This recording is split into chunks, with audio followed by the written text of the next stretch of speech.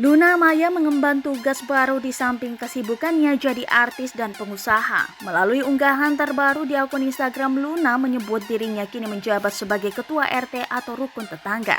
Dilansir dari kompas.com, foto yang dibagikan mengabadikan momen Luna Maya belusukan menelusuri gang dengan pakaian coklat khas pegawai pemerintah. Luna menyebut momen belusukan itu adalah kali pertama dirinya melakukan kunjungan di kawasan pemerintahannya bersama warga. Kunjungan hari pertama bersama warga sekitar berjalan lancar, tulis Luna dari Instagram @lunamaya Kamis 18 November 2021. Tak menyangka dipercaya menjadi ketua RT wilayah Kemang, Jakarta Selatan, Luna berterima kasih kepada warganya.